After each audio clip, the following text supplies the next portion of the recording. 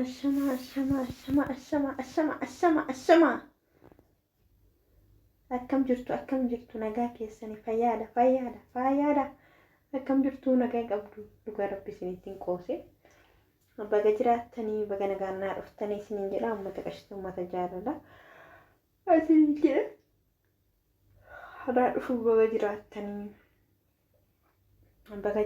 isiniin jedha uummata qashtuu uummata jaalalaa. Ana dhufuu isiniin jedha uummata kiyya uummata qashtuu uummata fiqirii uummata jaalatamaa. Isiniin jedha har'a qabadhee ana kan isin dhufe kennaa jaalalaan jedhama. Isiniin jedha warroonni kennaa jaalalaati maatiin ta'an immoo maatii ta'a subscribe like share godha diina garaa gubaa jedha. Dagaa dhakkoo diina garaa gubaa so diina garaa gubaan jedhu ani diina hin qabu nama kamiyyuu wajjin best no so har'a kanan qabadhee dhufe dhugaa rabbii dhugaa dubbachuuf taanan. Akkamiin jedha bara Oromoon kun akkamiin osoo diinni irreechi aadaa irreechi amantiidha. Irreechi irratti dhaqanii dhakaa irratti abdaaritti dhakaa dibu zaafatti dhakaa dibu jedhanu Oromoon akkanatti biyya affaxee baase ajaa'iba dhugaa rabbi. Meedaadha dhugaa rabbi akkatti bareedan ko ani oduun Oromoo ta'uu baadhee of qinaatiin limlim na godhe dibbin na godhe. Dibbin dhugaa dubbachuuf taananii maalan godhu sirba beekisniifan sirba sabboontuu Oromoo jalallee itoo faayaa jedha jechuun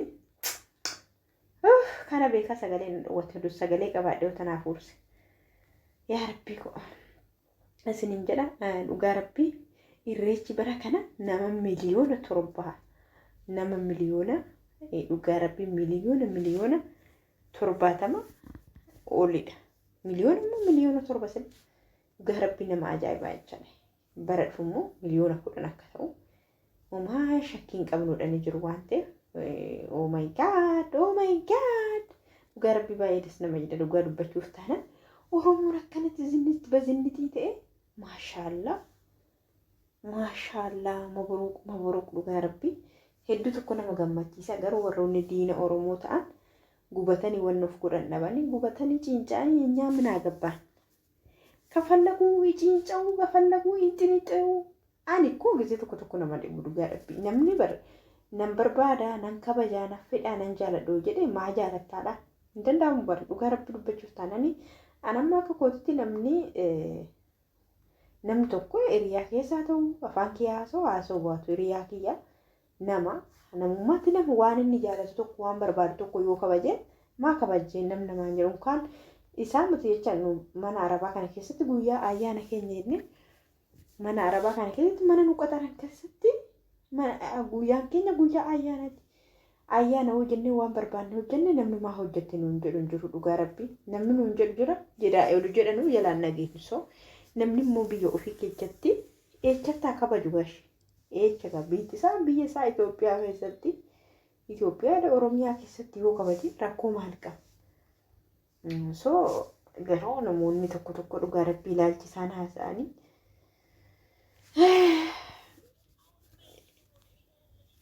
hedduu tokko na dhibee jedha kaan. So akkasiin jedha garuu waan akkasiisan irraa oduu sirrooftanii indoom bara darbirree namni sun akkasii tolu cinca'u jechaadha. Dhugaa rabbii ibziin jechaadha. Ibzii keenya jedhani akkasitti caaccee bahee jechaadha. Indoom Oromoo yoo waa'ee Oromoo dubbatan Oromoo ofitti kakaasaa jiru. So ofitti kakaasaa jiru malee wanti godhan tokko inni hin jedhe abadaan hin jiru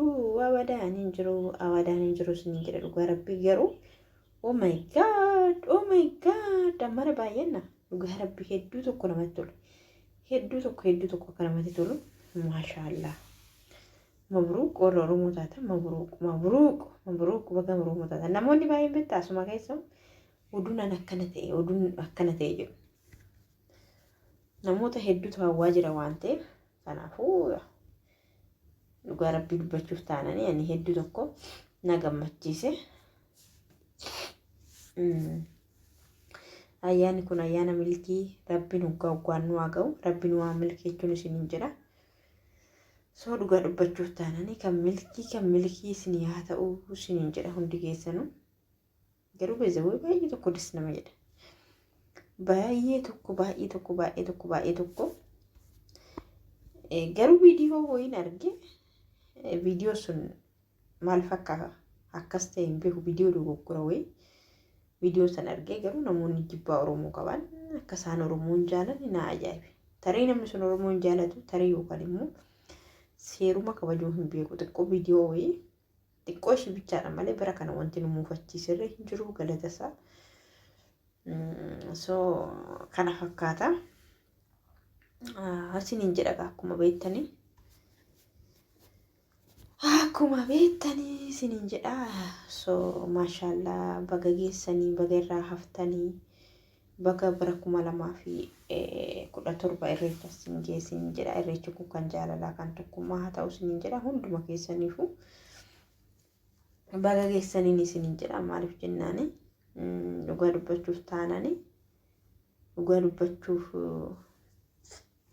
taanan jechaadha. Bara baay'ee tokko namatti tolu. Ana akka kootitti kana arguu caalaa wanti na gammachiisa jedhee hin jiru jedhee yaadu tokko hin jiru. Dhugaa hedduu tokko namatti tola hedduu tokko jechaadha baay'ee tokko. So kanaaf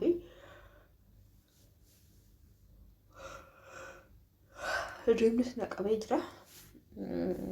So hedduu tokko akkuma agartanii dhugaa dubbachuuf taananii baay'ee tokko waan namatti toludha.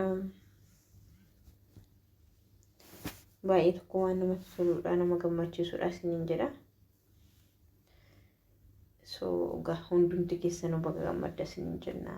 Gammachuun keessan gammachuu keenya isiniin jecha baga gammaddani. So kana fakkaatan isiniin jedha. So baga isin das isin jedhee baga milkooftanii isiniin jedha. Irreechi bara kana nama gammachiisne hin jiru jedhee yaadu nama kamiyyuu itti gammadee jira. Maashaallah alaikum. Maasii nama gammachiisa jechuun keessaa inni oolu dhugaa rabbii riibanna qaban itti fakkaata. So akkas isiniin jedha. Baga gammaddanii hundi keessanuu ayyaantu argaa. Barri kun immoo bara quufaa bara nageenyaa bara miirakkinni jiru hundiyyuu itti dhaabbatee ifni nuuf dhufu nuuf haa ta'u. Akkas isiniin jedha uummata qashtii uummata jaalalaa isiniin jedha. So bara kana keessa isiniin jedha. Egaa kana fakkaata isiniin jedha. Rabbiin hunduma keenya iyyuu jechaadha. Rabbiin bara gaarii nuuf haa godhu gaarii nuuf haa godhu isiniin jedha. Isinan jaaladha isinan kabaja uummata kiyya qashtii isiniin jedha. Barri kun immoo bara nagaa bara tokkummaa bara jaalalaa bara waan hundatti darbee tokkummaa fi jaalalli ittiin dhufu nuuf haa ta'u bara nageenyi bara namni wal lola hundi biyyi keenya nagaa taate nagaa yoo jiraate irriba gaarii jira waanuma qabnu san barakaadhaan jiraanna. So kanaaf nagaan barbaachisaadha. Nagaa yoo qabaanne waanuma qabnu san atti jiraadha. So